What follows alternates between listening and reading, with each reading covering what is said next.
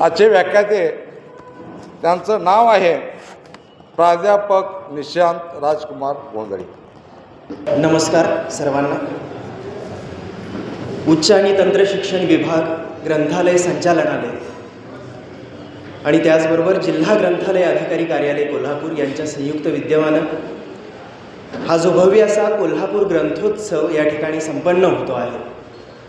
आणि या व्यासपीठावर उपस्थित असणाऱ्या या समन्वय समितीच्या सदस्य सचिव माननीय अपर्णा वाईकर मॅडम, त्याचबरोबर व्यासपीठावरील सर्वच आदरणीय मान्यवर आणि या मंचाच्या समोर उपस्थित असणारे सर्वच आदरणीय वाचक, रसिक, श्रोते, शिक्षक, प्राध्यापक, त्याचबरोबर लेखक, कवी, वक्ते आणि सर्वच आदरणीय, आपणा सर्वांना माझा नमस्कार.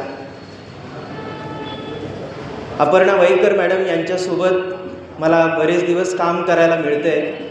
मी जिल्हा मराठी भाषा समितीमध्ये सुद्धा त्यांच्यासोबत काम करतो. आणि आपल्याला प्रश्न पडला असेल नक्कीच की परिचय करून देत असताना सांगितलं की इतिहास विषयाचे प्राध्यापक म्हणून काम करतो, मराठीचा काय संबंध. ॲक्सिडेंटली मी इतिहास विषयाकडे वळलो, पण माझा खरा आवडीचा आणि माझा खरा पिंडा हा मराठीचा आहे. माझ्या घरात सुद्धा मराठी विषयाचे माझे वडील शिक्षक होते. लेखन, वक्तृत्व, कथाकथन, अभिनय या क्षेत्राचा वारसा मला घरातूनच माझ्या वडिलांकडनं, माझ्या बहिणींकडनं मिळाला. आणि त्यामुळं मराठीशी फार वर्षांपासून एक नाळ जोडली गेली. आणि त्यामध्ये माझ्या पद्धतीनं, माझ्या परीनं मला जे काही करता येतं आहे, लिहिता येतं आहे, सादर करता येतं आहे, ते मी करण्याचा प्रयत्न करत आलो आहे. आणि आज या ग्रंथोत्सवामध्ये मला साहित्य, वाचनातून उमलणारा आनंद या विषयावर मंथन करण्याची संधी समन्वय समितीनं उपलब्ध करून दिली आणि मला या ठिकाणी निमंत्रित केलं. त्याबद्दल सर्वच समन्वय समितीला धन्यवाद देतो. एकदा जोरदार टाळ्या त्यांच्यासाठी झाल्या पाहिजे, कारण या निमित्तानं विचारांचं मंथन होतं, विचारांची देवाणघेवाण होते. आणि मला काय येतं आहे, मी काय वाचलं आहे, याचे परीक्षण आपण सर्वजण करू शकाल. त्यातनं मलासुद्धा बरंचसं शिकायला मिळेल याची एक प्रामाणिक आपल्यासमोर वाच्यता करतो आणि आपण विषयापुढं जाणार आहोत. खरं तर असं म्हटलं जातं की आम्ही शोधलं आमचं मराठीपण, आम्ही शोधलं आमचं मराठीपण, मराठी माणसाच्या मनात, मराठी माणसाच्या रक्तात, ज्यातून असुसतात सूर्याचे किरण, मराठीपण ओलांडून आकाशाला गवसणी घालणारे.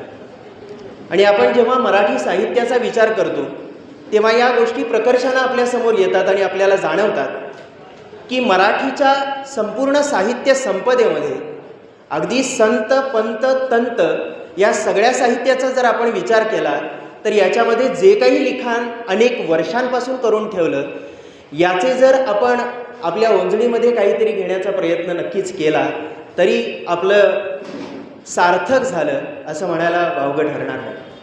कारण अगदी संत साहित्यापासून आपण जर विचार केला तर मराठी ही आपली आई आहे. आणि मला नक्कीच एक उदाहरण आपल्यासमोर ठेवू वाटतं की एक मुलगा आपल्या वडिलांच्या सोबत टांग्यामधून प्रवास करत असतो. आणि प्रवास करत असताना प्रत्येक बापानं लहानपणी आपल्या पोराला विचारलेला प्रश्न तो बाप आपल्या पोराला प्रश्न विचारतो. तो प्रश्न काय होता, तर तो बाप आपल्या पोराला म्हणतो की काय रे बाळा, मोठा झाल्यावर तू कोण होणार. ते पोर क्षणाचाही विलंब न लावता लगेच उत्तर देतं, बाबा मी मोठा झाल्यावर टांगेवाला होणार. बापाची तळपायाची आग मस्तकात जाते. मी या शहरातला मोठा वकील आहे, नामांकित वकील आहे, आणि माझं पोरगं म्हणते की टांगेवाला होणार. असं कसं काय शक्य आहे. तिथनं रागानं परत टांगा घरच्या दिशेनं परतवला जातो. घरी गेल्यानंतर आईसमोर त्या पोराला वडील भिरकावतात, काय म्हणते बघ तुझं पोर, असं रागानं म्हणतात आणि निघून जातात. आई पोराला जवळ घेते आणि विचारते, बाळा काय झालं. पोर सांगतं की आई, बाबांनी मला प्रश्न विचारला. आई म्हणते काय विचारला. तर पोर म्हणतं की मोठा झाल्यावर तू कोण होणार असं बाबांनी विचारलं. ठीक आहे, तू उत्तर काय दिलंस बाळा. तेव्हा ते पोर म्हणतं की आई, मी बाबांना म्हटलं की बाबा मी मोठा झाल्यावर टांगेवाला होणार, यात माझं काय चुकलं? आई हसते, पोराला पुन्हा जवळ घेते, त्याच्या केसावरनं त्याच्या पाठीवरनं हात फिरवते आणि म्हणते की बाळा तुझं काहीच नाही चुकलं. मला वाटतंय की पोर टांगेवाला होणार म्हणते आणि आई त्याला म्हणते की बाळा तुझं काहीच नाही चुकलं. मला वाटतं ही इतिहासातली पहिली घटना असेल. पण त्याचं खरं उत्तर आपल्याला पुढं मिळतं की आई म्हणते बाळा तुझं काहीच नाही चुकलं, पण त्यांच्याच समोर घरात पुढच्या भिंतीवर एक चित्र टांगलेलं असतं आणि ते चित्र असतं अर्जुनाच्या रथाचं सारथ्य करणाऱ्या श्रीकृष्णाचं. आणि आई त्या चित्राकडे बोट दाखवते आणि म्हणते की बाळा जेव्हा पुन्हा बाबा तुझ्यासमोर येतील तेव्हा त्यांना हेच सांग की बाबा मी टांगेवालाच होणार, पण याच्यासारखा टांगेवाला होणार. तुला बाबा अजिबात रागवणार नाही. आणि तसंच होतं. जेव्हा त्या मुलासमोर त्याचे वडील येतात, बाबा येतात, तेव्हा पोर ठणकावून सांगतं, कारण आईनं आता आणखी बळ भरले. ते पोर म्हणतं बाबा मी टांगेवालाच होणार, याच्यासारखा टांगेवाला होणार. बाप कडकडून आपल्या पोराला मिठी मारतो. हा मुलगा म्हणजे दुसरा तिसरा कोणी नव्हता. हा मुलगा म्हणजे दुसरा तिसरा कोणी नव्हता. ज्यांनी आपल्या विचारांच्या जोरावर साऱ्या विश्वाचं सारथ्य केलं ते स्वामी विवेकानंद होते. माणसं मोठी होतात, पण त्याच्या पाठीमागं प्रेरणा काय असते, ऊर्जा काय असते, बळ काय असतं, ताकद काय असते, याचा जर विचार केला तर ती आई असते. आणि मला वाटतं इथं जमलेल्या प्रत्येकाच्या मनात ही प्रांजळ मनीषा आहे, अपेक्षा आहे किंवा एक भावना आहे की आपण मराठीचा जय जयकार करतो तर मराठीच्या साहित्याबद्दल विचारमंथन झालंच पाहिजे, त्याची देवाणघेवाण झाली पाहिजे. आणि म्हणूनच कदाचित आज या सत्राचा विषय हा मुद्दाम या ठिकाणी असा ठेवला असावा की साहित्य वाचनातून उमलणारा आनंद. आपल्या प्रत्येकानं आपण प्रत्येकजण काही ना काहीतरी वाचत असतो, त्यातून काहीतरी घेण्याचा प्रयत्न करत असतो. पण आपण हा विचार नक्कीच केला पाहिजे की ते मी घेतलं, त्यातनं मला आनंद काय मिळाला, माझ्या पदरात काय पडलं. इंदिरा संतांचे खूप सुंदर शब्द आहेत. त्या म्हणतात की खरा कवी, खरा साहित्यिक, खरा गीतकार, खरा लेखक म्हणजे नेमका कोण आहे, त्याची मानांकनं कशी ठरवायची, खरा गीतकार, लेखक, साहित्यिक कोण असावा, कसा असतो. तर इंदिरा संत असं सांगतात की ज्याच्याकडे रांजण भरून शब्द आहेत त्याला खरा गीतकार, साहित्यिक, कवी, लेखक म्हटलं पाहिजे. पण एवढंच बोलून त्या थांबत नाहीत. त्या म्हणतात रांजण भरून शब्द आहेत ठीक आहे हो, पण रांजण भरून जरी शब्द असले तरी कोणत्या रांजणातला कोणता शब्द कोणत्या वेळी कशा पद्धतीनं बाहेर काढायचा हे ज्याला सूचक पद्धतीनं जमतं त्यालाच खरा गीतकार, कवी, साहित्यिक, लेखक म्हटलं पाहिजे. साहित्यिक काय करतात, लेखक काय करतात, गीतकार काय करतात, कवी काय करतात, तर याचं उत्तर आपल्याला असं सापडतं की ते समाजाचं प्रतिबिंब, आपल्या आजूबाजूला ज्या काही गोष्टी घडत आहेत त्याचं प्रतिबिंब आपल्या परीनं आणि आपल्या शब्द भंडारच्या रूपानं आपल्यासमोर मांडत असतं. आणि हे करत असताना याच्या मधला मेन गाभा काय आहे, मूळ गाभा काय आहे, तर आत्मानंद मिळाला पाहिजे. कारण जेव्हा साहित्य निर्मिती होत असते त्याचा मूळ गाभा, मूळ प्रेरणा काय असते, आत्मानंद ही मूळ त्याची प्रेरणा असते. लिहिणाऱ्याला पहिल्यांदा त्याची मूळ प्रेरणा माहीत असली पाहिजे, त्यातूनच त्या साहित्याची निर्मिती होते. आणि जेव्हा ते निर्माण झालेलं साहित्य आपल्यासारखा एखादा रसिक वाचक जेव्हा वाचतो तेव्हा वाचल्यानंतर त्याला जे काही मिळतं ही आनंदाची देवाणघेवाण जी आहे हीच साहित्याची मूळ कल्पना आहे असं मला वाटतं. कारण साहित्य निर्मिती होत असते म्हणजे ते काय ठरलेला एक फॉर्मॅट नसतो की मला आज कविता लिहायची आहे, मला आज एक ललित लिहायचं आहे, मला एक लेख लिहायचा आहे, मला एक पुस्तक लिहून काढायचं आहे. ठरवून केलेल्या गोष्टी साहित्यामध्ये होतात किंवा व्हाव्यात असं नाही, असं बऱ्याच साहित्यिकांनी सुद्धा सांगितलं. कारण ती एक स्वयंस्फूर्त प्रेरणा असते आणि जेव्हा ते आतून येतं तेव्हाच खऱ्या अर्थानं वाचकाच्या आनंदाचा किंवा त्याच्या मनाचा ठाव घेतं असं म्हणायला हरकत नाही. कारण बघा ना, आपण जेव्हा कोणतंही साहित्य वाचतो तेव्हा त्याच्या निर्मितीची जेव्हा प्रक्रिया आपल्याला कळते तेव्हा त्या लेखकाचा, त्या कवीचा, त्या गीतकाराचा, साहित्यिकाचा नेमका मनाचा ठाव आपल्या लक्षात येतो. त्यानं कोणत्या परिस्थितीमध्ये ते लेखन केलं आहे, ते साहित्य निर्माण केलं आहे, ती कलाकृती निर्माण केली आहे, हे जेव्हा आपल्या समोर येतं ना, तेव्हा नक्कीच त्याचा आनंद वाचकाला सुद्धा मिळतो. आणि मग जेव्हा हा आत्मिक आनंद वाचकाला होतो, तेव्हा त्या साहित्याचा एक मानदंड नक्कीच वाढतो असं मला वाटतं.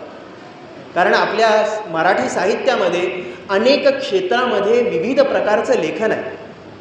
मग अगदी यादव काळापासून आपण बघायला गेलो, नंतरचा आपल्याला माहीत असणारा क्षेत्र स्वातंत्र्यपूर्व काळातलं लेखन, स्वातंत्र्योत्तर काळातलं लेखन, त्यामध्ये अगदी दलित साहित्य, स्त्री साहित्य, वेगवेगळे प्रकार जेव्हा या साहित्याचे आपण बघतो, वाचतो, तेव्हा आपल्या मराठी साहित्याचा आवाका, त्याची व्याप्ती किती मोठी आहे याचा नक्कीच आपल्याला अंदाज येतो.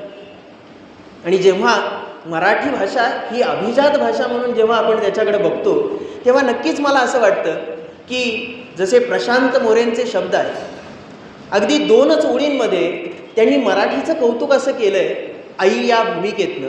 ते म्हणतात की मया माय पुढे थिटे सारे देऊळ राऊळ, मया माय पुढे थिटे सारे देऊळ राऊळ, माझ्या आई पुढं देऊळ राऊळ सुद्धा काय आहे, थिटा आहे. मया माय पुढे थिटे सारे देऊळ राऊळ, तिच्या पायाच्या चिऱ्यात माझे अजिंठा वेरूळ.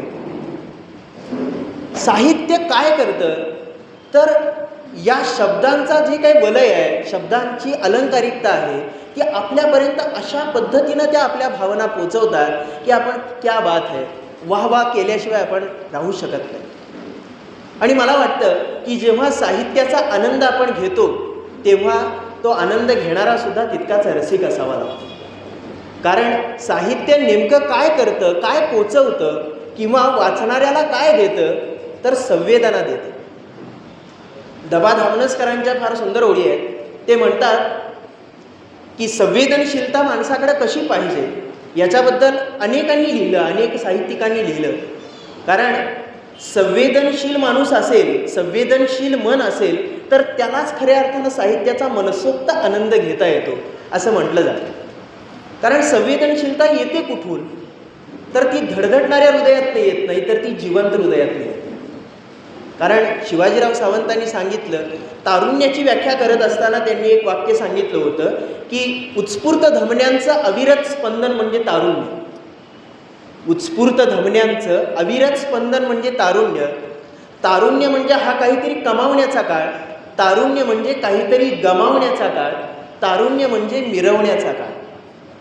मग अशा तारुण्यामध्ये काय कमवायचं, काय गमवायचं, काय मिरवायचं हे ज्याला कळतं, आणि त्या अशा काही लेखकांनी जे साहित्य निर्माण केलं, त्यातनं आपल्याला वेगवेगळ्या प्रकारच्या गोष्टी हाताला लागतात. एक कवी होता आणि तो साहित्य संमेलनामध्ये तो असं सहज बोलून गेला, कारण त्याला आपल्या प्रतिभेवर हा फार अतिआत्मविश्वास होता. आणि तो सहज त्या सगळ्या साहित्यिकांच्या मांदियाळीमध्ये बसलेला असताना तो सहज बोलून गेला की give me a theme I will do my part, की तुम्ही मला असा विषय सुचवा, अशी कविता करून दाखवतो. Give me a theme I will do my part but world replied it's not the theme you required, you need heart. विषयांची वाणवा अजिबात नाही, पण तुमच्याकडे जिवंत हृदय असणं गरजेचं आहे. आणि जिवंत हृदय असेल तर त्यातून निर्माण होणारी जी काही कलाकृती असते, जे साहित्य असतं, ते नक्कीच रसिक मनाचा, वाचक मनाचा ठाव घेणारं असतं. बघा ना, जेव्हा आपण कोणत्याही पुस्तक जेव्हा आपल्या हातात येतं, तेव्हा त्याच्या निर्मितीची प्रोसेस किंवा एखाद्या कलाकृतीची प्रोसेस जेव्हा आपल्यापर्यंत पोहोचते, तेव्हा आपल्याला लक्षात येतं की अरे, हे वाचल्यानंतर, ऐकल्यानंतर, अनुभवल्यानंतर मला इतका आनंद झाला होता, पण ह्याची निर्मिती होत असतानाची जो काही इतिहास आहे, त्याचं जे काही प्रोसेस आहे, ती कळाल्यानंतर आपल्याला वाटतं की कसं काय बाबा यांना सुचतं, कसं काय हे शब्द त्यांच्या हाताला लागतात. कारण अशाच एका साहित्य संमेलनामध्ये सगळे साहित्यिक बसले होते आणि त्यावेळेला गदी माडगुळकर हे बसले होते. आणि तिथं त्यांच्यासमोरच एक अमराठी साहित्यिक बसला होता. आणि तो सहज बोलता बोलता गदिमांच्या समोर बोलून गेला की तुमच्या मराठीमध्ये ना ळ हे अक्षर उगाचच आहे, त्याचा काही उपयोगच नाही. तुमच्या मराठीमध्ये ळ हे अक्षर उगाचच आहे, त्याचा काय उपयोग नाही, जास्त ते कुठं वापरलंच जात नाही. गदी माडगुळकरांनी ते शब्द ऐकले आणि आता शब्दप्रभू गदी माडगुळकर पुढं आहेत. मराठीबद्दलच्या अशा गोष्टीचा त्यांना ऐकण्याची मानसिकता कशी होईल? त्यांनी ते वाक्य ऐकलं आणि त्यांच्या समोरच पुढं ठेवलेल्या टिपॉयवरचा त्यांनी पांढरा शुभ्र कागद घेतला, तिथलंच ते पुढचं पॅड घेतलं, खिशाचा शर्टचा पेन काढला आणि त्यांनी पांढऱ्या शुभ्र कागदावर काहीच मिनिटामध्ये ज्या ओळी लिहिल्या त्या ओळी तुम्हाला सांगतो. त्याच्या पहिल्या 4 ओळींमध्येच, मुखड्यामध्येच किती वेळा ळ आले हे आपण मोजू शकता. साहित्यिकाची प्रतिभा काय असते याचा एक सुंदर नमुना आहे. गदी माडगुळकरांनी त्या पांढऱ्या शुभ्र कागदावर काहीच मिनिटामध्ये शब्द लिहिले. सुटली वेणी केस मोकळे, सुटली वेणी केस मोकळे, धूळ उडाली भरले डोळे. सुटली वेणी केस मोकळे, धूळ उडाली भरले डोळे, काजळ गाली सहज ओघळे, काजळ गाली सहज ओघळे, या साऱ्याचा उद्या गोकुळी होईल अर्थ निराळा, घन निळा लढीवाळा झुलवू नको रे हिंदोळा. किती वेळा ळ आलंय हे आपण मुखड्यामध्ये जर आपण मोजलं तर पुढच्या गाण्याची बातच न्यारी आहे. त्या पूर्ण गाण्यामध्ये किती वेळा ळ आले याचा आपण विचार करू शकतो, त्याचा अंदाज लावू शकतो. लिहिणारा कवी असेल, साहित्यिक असेल, लेखक असेल, गीतकार असेल, तो काय प्रक्रियेनं आपली कलाकृती बाहेर सोडत असतो, कारण ती त्याची प्रसूती असते. कारण ती एक कलाकृती म्हणजे त्या साहित्यिकाचं अपत्य असतं आणि आपल्या अपत्यावर ते कसं निपजलं पाहिजे, त्याला कसं अंजारलं पाहिजे, कसं गोंजारलं पाहिजे हे कळू जाणे फक्त साहित्यिकच. आणि त्यांच्याकडे एवढं शब्दांचं भांडार असतं आणि ते जेव्हा आपल्यासारख्या रसिक वाचक मनासमोर ते रित करतात तेव्हा त्यांची प्रतिभाच नक्की आपल्यासमोर ते उलगडून दाखवत असतात. कारण साहित्यिक असो, कोणताही लेखक असो, कोणताही कलाकार असो, कलाकृती निर्माण करणारा हा तो कलाकारच असतो, साहित्यिक असतो. त्याच्या हाताची 5 बोटं नेमकं काय सांगतात? तर सामान्य माणसाची 5 बोटं हाताची आणि कलाकृती निर्माण करणारा जो काही साहित्यिक असतो, लेखक असतो, त्याच्या हाताच्या 5 बोटांमध्ये फरक आहे असं म्हटलं गेलं. मग साहित्यिकाची, कलाकृती निर्माण करणाऱ्या या लेखकांची, गीतकारांच्या हाताची 5 बोटं नेमकी काय सांगतात? तर कलाकाराच्या हाताचं पहिलं बोट असतं ते म्हणजे प्रेरणेचं असतं. कलाकाराच्या हाताचं पहिलं बोट हे प्रेरणेचं, दुसरं बोट प्रज्ञेचं. पहिलं बोट प्रेरणेचं, दुसरं बोट प्रज्ञेचं, तिसरं बोट हे प्रत्यक्ष अनुभूतीचं असतं. पहिलं बोट प्रेरणेचं, दुसरं प्रज्ञेचं, तिसरं प्रत्यक्ष अनुभूतीचं आणि या सगळ्यामध्ये 5वं बोट जे येतं ते फार महत्त्वाचं असतं आणि ते 5वं बोट जे असतं ते प्रतिभेचं बोट असतं. आणि हे प्रतिभेचं बोट लगडल्याशिवाय रसिक मनामध्ये, वाचक मनामध्ये त्या साहित्यकृतीला किंवा त्या साहित्यिकाला प्रसिद्धी मिळत नाही आणि हे 6वं प्रसिद्धीचं बोट त्याला येऊन चिकटत नाही. आता ही प्रसिद्धी म्हणजे नेमकी काय? तर कोणत्याही होर्डिंगबाजीची नाही, तर ती प्रसिद्धी दर्दी रसिक वाचक मनामध्ये त्या साहित्यिकाबाबत असणारी प्रसिद्धी आहे. मग आपल्याला लक्षात येतो ही प्रसिद्धी जेव्हा निर्माण होते तेव्हाच खऱ्या अर्थानं मनाला मिळालेला तो आनंद असतो. त्याची साहित्यकृती वाचल्यानंतर जेव्हा त्या वाचकाच्या मनामध्ये जे आनंदाचे, प्रेरणेचे, ऊर्जेचे, ताकदीचे जे तरंग निर्माण होतात तेच खऱ्या अर्थानं त्याला आनंद देऊ करतात. आणि म्हणूनच साहित्य वाचनातनं जो उमलणारा आनंद आहे तो आपण वेचला पाहिजे वेगवेगळ्या साहित्यकृतींच्या माध्यमातून असं म्हटलं गेलं. या साहित्याचा विचार करत असताना जसं मी मगाशी उल्लेख केला की संत, पंत आणि तंत या 3 प्रकारामध्ये आपल्या साहित्यामध्ये विपुल लेखन केलं गेलं. जेव्हा आपण संत साहित्यकृतींचा विचार करतो तेव्हा आपल्याला लक्षात येतं की जेव्हा संत साहित्याकडं, वाङ्मयाकडं वळायचं केव्हा वळायचं तर आपल्याकडं एक प्रचलित उत्तर येतं की निवृत्ती झाल्यानंतर आम्ही संत वाङ्मयाकडे वळू, संत साहित्याकडे वळू. म्हणजे आध्यात्मिकतेचा मार्ग केव्हा धरायचा, तर तो सगळ्या आपल्या निवृत्तीनंतर राहिलेल्या सगळ्या आयुष्यामध्ये आपण करायचा. पण रोहिणी परांजपे नावाच्या सुंदर विचारवंत आहेत आणि त्या कीर्तनकारसुद्धा आहेत. तर त्या म्हणतात की आपण जेव्हा म्हणतो ना, एखादा तरुण उमद्या रक्ताचा, सळसळत्या रक्ताचा तरुण जेव्हा कीर्तनाला उभा राहतो, प्रवचनाला उभा राहतो, तेव्हा कुणीतरी सहज म्हणून जातं की कीर्तन करतोयस, प्रवचन करतोयस या वयात. तर तेव्हा रोहिणी परांजपे त्याला म्हणतात की या वयातच यावं यात, या वयातच यात आल्याशिवाय आपल्याला जगण्याचा सुकर मार्ग सापडत नाही, की जो संतांनी आपल्या साहित्याच्या माध्यमातून आपल्यापर्यंत पोहोचवला. कारण संत वाङ्मय जेव्हा आपण बारकाईनं पाहतो, ते चाळतो, वाचतो, तेव्हा आपल्याला लक्षात येतं की पंढरपूरचा विठ्ठल आम्ही कधी बघितला नसेल किंवा एखाद्या कोणत्याही अमराठी व्यक्तीनं जर बघितला नसेल आणि संत साहित्य त्याच्या हातामध्ये जर पडलं, तर त्याला घर बसल्या विठ्ठलाचं दर्शन झाल्याशिवाय राहत नाही. ही आपल्या संत साहित्याची ताकद आहे. कारण संत ज्ञानेश्वर माऊली जसं म्हणतात ना की रूप पाहता लोचनी, सुख झाले हो साजनी, तो हा विठ्ठल बरवा, तो हा माधव बरवा. माझा विठ्ठल कुठं आहे त्याला शोधण्यासाठी मला इतरत्र कुठेही भटकावं लागणार नाही. तो हा विठ्ठल बरवा, तो हा माधव बरवा, माझ्या साक्षात तो समोर आहे. आणि म्हणूनच संत ज्ञानेश्वर माऊलींनी या विठ्ठलाला एक दुसरं नाव दिलं. ते नाव होतं, हा विठ्ठल म्हणजे माझ्यासाठी जिव्हाळा, हा जिव्हाळा म्हणजे माझा विठ्ठल आहे.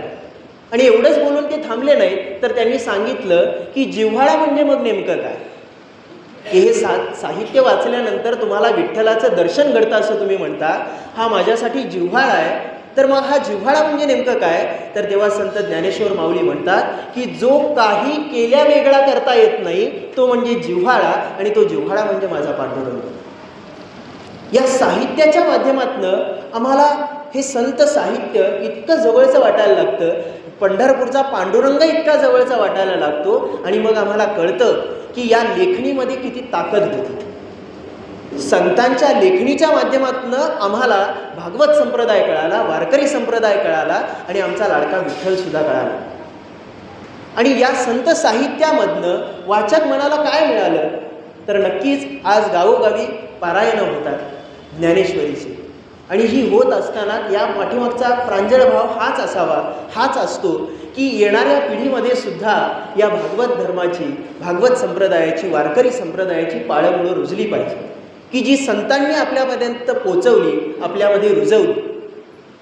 कारण संत साहित्य, पंत साहित्य आणि त्यानंतर येणारं तंत साहित्य, मला वाटतं संत साहित्य आणि तंत साहित्यानं आपल्या मराठी वाचक मनामध्ये जे एक अढळसं स्थान निर्माण केलं आहे, त्याची जागा कोणीच घेऊ शकणार नाही.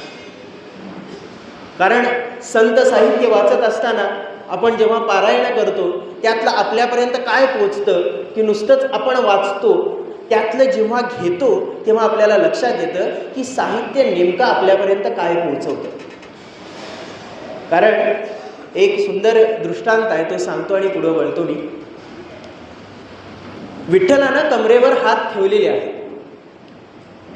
ठेवलेले आहेत, पण साहित्यिक किंवा लेखक त्या विठ्ठलाच्या प्रतिकृतीकडं, विठ्ठलाच्या मूर्तीकडं नेमकं कोणत्या नजरेनं बघतात. तर तेव्हा त्याचं विश्लेषण करत असताना विठ्ठलानं दोन्ही हात कमरेवर का ठेवलेले आहेत, कमरेवरच का ठेवले, याची उत्तरं शोधत असताना संत जनाबाई इतक्या सुंदर पद्धतीनं सांगतात की काही वेळापूर्वी माझा विठ्ठल माझ्यासोबत फुगड्या घालत होता, माझ्यासोबत फेर धरून नाचत होता, आणि नाचत असताना त्याचं जे सोवळं होतं ते हातातनं निसटू नये अंगावरून, म्हणून त्यानं कमरेवर हात ठेवलेले आहे. इतक्या सुंदर पद्धतीनं संत जनाबाई सांगतात. संत तुकाराम महाराज म्हणतात की आपण विठ्ठलाला काय म्हणतो, तर विठ्ठल म्हणतो, पांडुरंग म्हणतो, पण ते म्हणतात की तो कर्नाटकू सुद्धा आहे. म्हणजे तो कर्नाटकू, जो नाटक करणारा आहे, तो कर्नाटकू तो विठ्ठल आहे, आणि तो नाटक करणारा आहे, म्हणून त्यानं कमरेवर दोन्ही हात ठेवलेले आहेत. पण शंकराचार्य आणि संत ज्ञानेश्वर माऊली याच गोष्टीकडे वेगळ्या पद्धतीनं बघतात. ते म्हणतात विठ्ठलानं दोन्ही हात कमरेवर का ठेवलेत? कमरेवरचा त्याचा जर हात बघितला तर 4 बोटं आपल्याकडे आहेत आणि एक बोट त्याच्याकडे आहे. तर त्यातनंच विठ्ठलाला हेच सूचित करायचं आहे की हा भवसागर पार करत असताना 4ही अवस्थांमध्ये, जगण्याच्या आयुष्याच्या 4ही अवस्थांमध्ये मी तुमच्या सोबत आहे हे त्याला सूचित करायचं आहे. आणि म्हणून त्यानं कमरेवर हात ठेवले.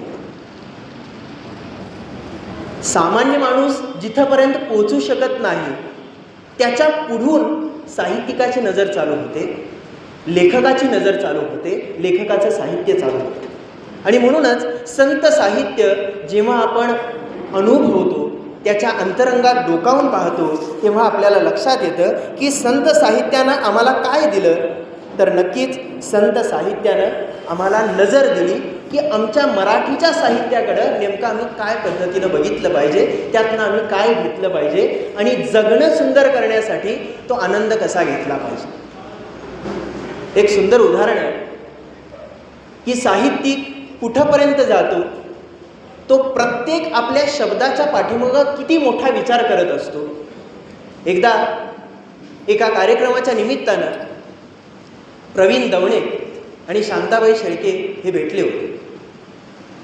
आणि मध्यंतरामध्ये चहापानाचा विषय चालू असताना प्रवीण दवणे यांनी शांताबाई शेळके यांना सहज विचारलं की काय होत आहे, तुमच्या एका रचनेमध्ये तुम्ही एकाच अर्थाचे 2 शब्द वापरलेले आहेत. त्या म्हणाल्या कोणता शब्द?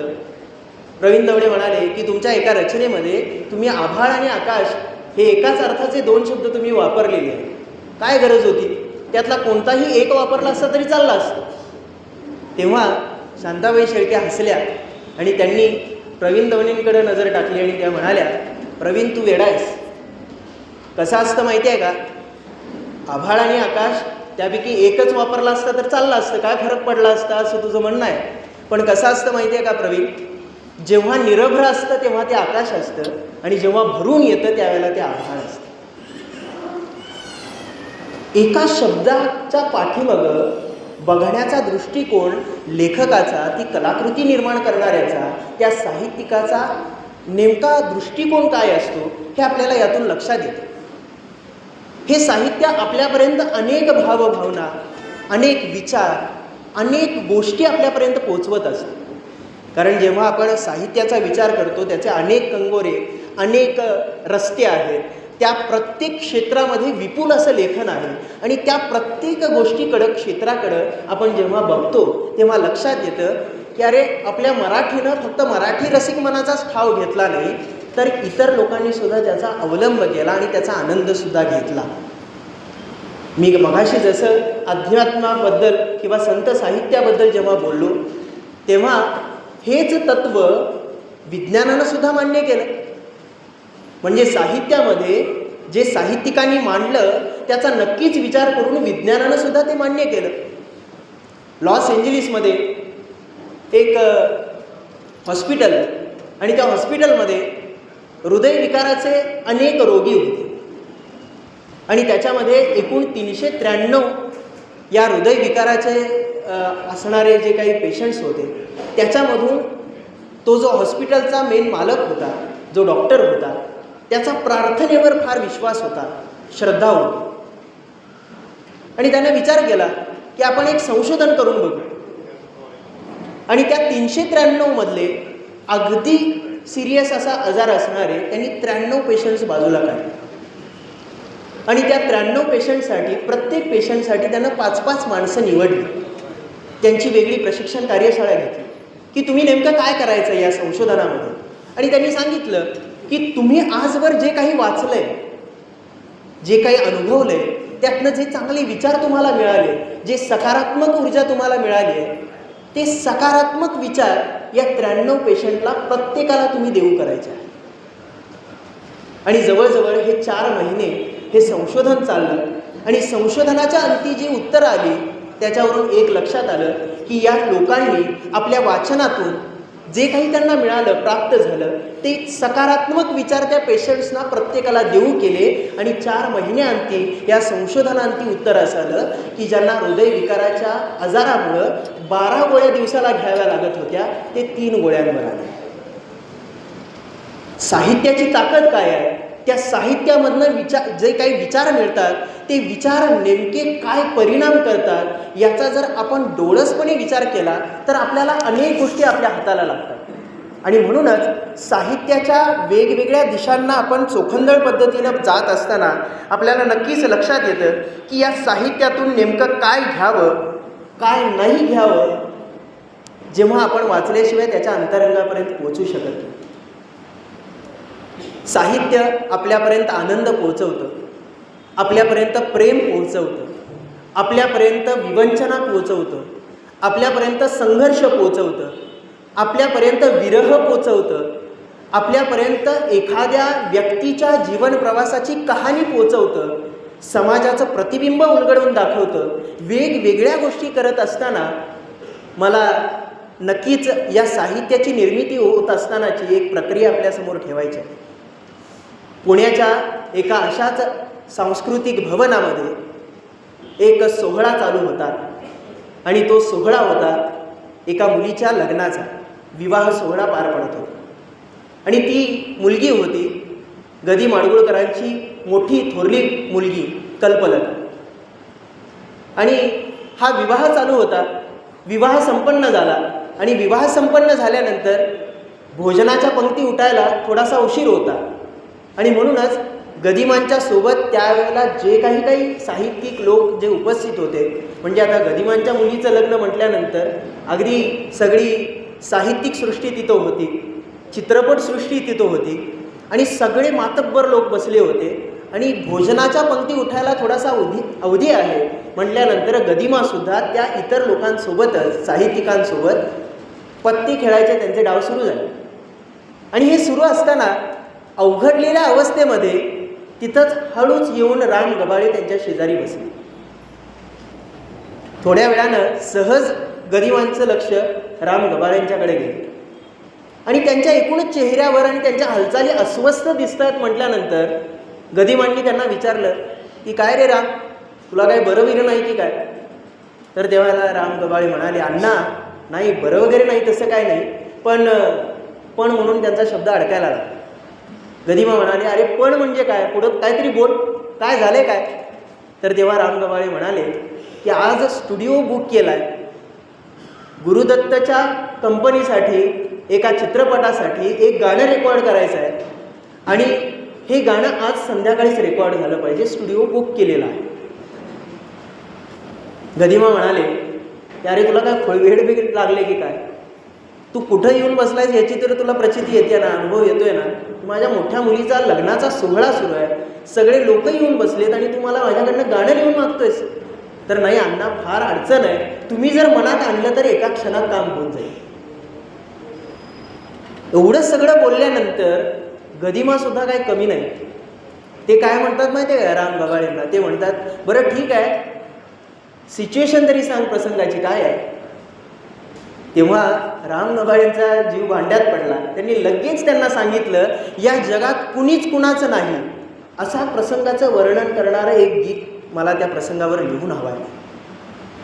आणि तुम्हाला आश्चर्य वाटेल की वधू आणि वर पक्ष अशा 2 रूम्स असतात, खोल्या असतात.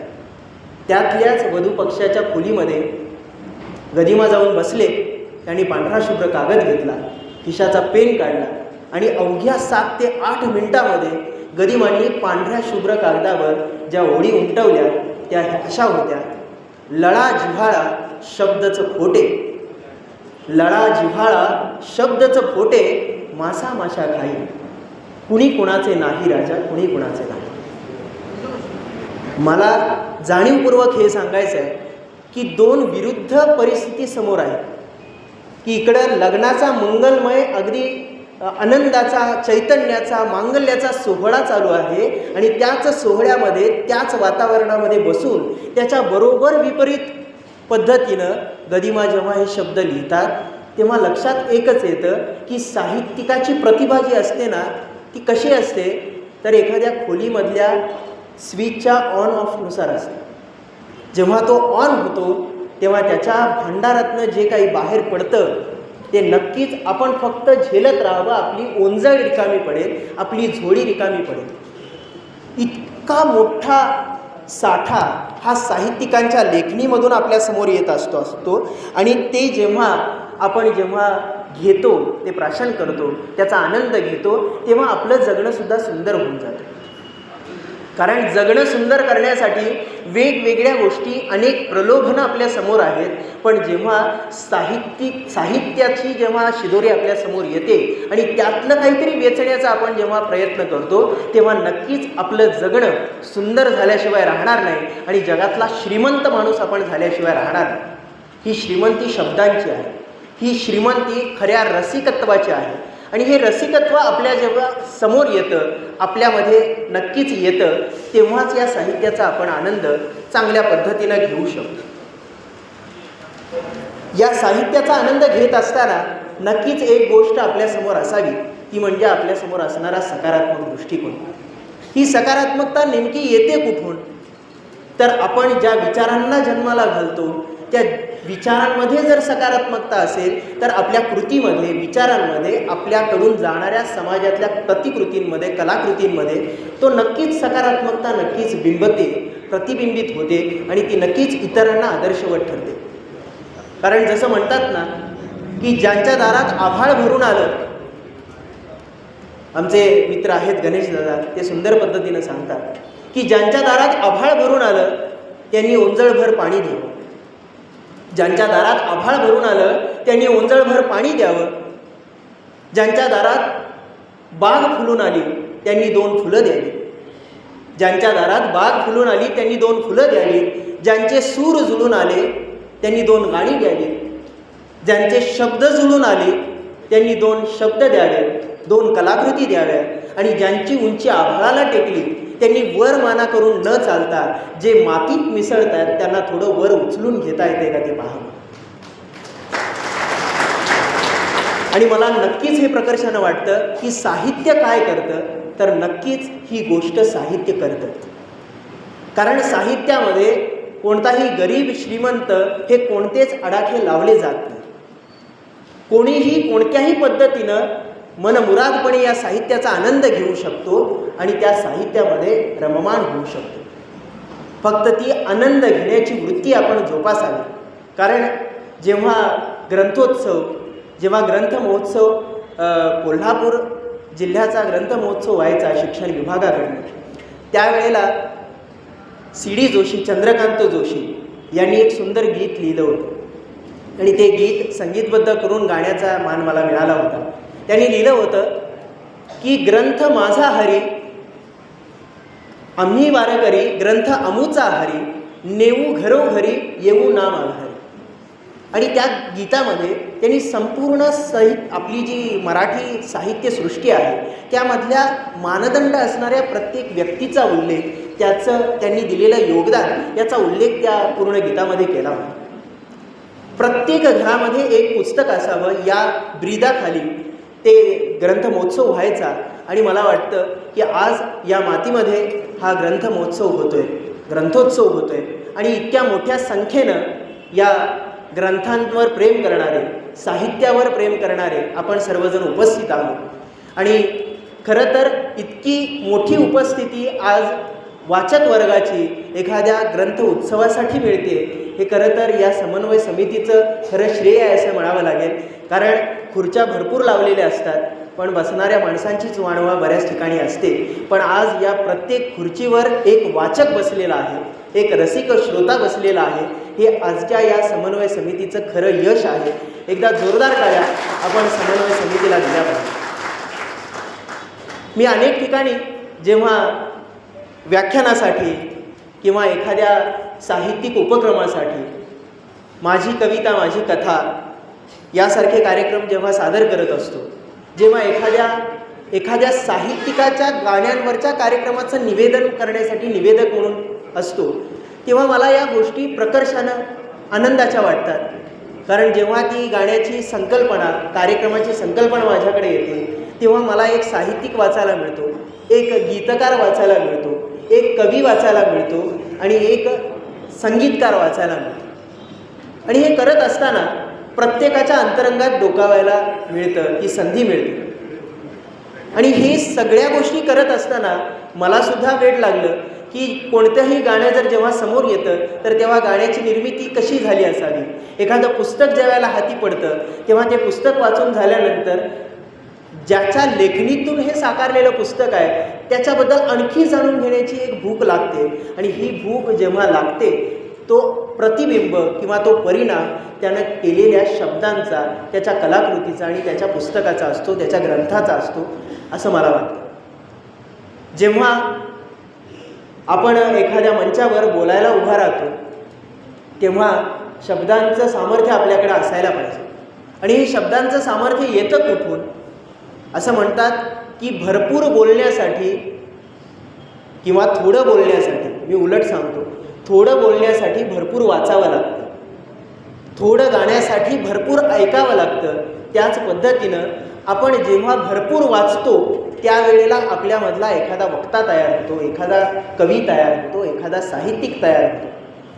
म्हणूनच मला आठवतं आहे की कोल्हापूरच्या शाहू स्मारक भवनामध्ये एक अभिवाचन स्पर्धा होती. साधना साहित्य संमेलन जे मोठं घडतं त्या साहित्य संमेलनाचं त्या वर्षीचं यजमानपद हे कोल्हापूर जिल्ह्याकडे होतं. आणि कोल्हापूर जिल्ह्याकडं त्या वर्षीचा विषय होता तो म्हणजे कथा. आणि कथा विषयावर ते पूर्ण साहित्य संमेलन झालं होतं. आणि त्यावेळेला कथा अभिवाचन स्पर्धा घेतल्या होत्या. आणि त्या कथा अभिवाचन स्पर्धेमध्ये मी एक कथा सादर केली होती. एक ग्रामीण कथाकार आहेत, त्यांची कथा सादर केली.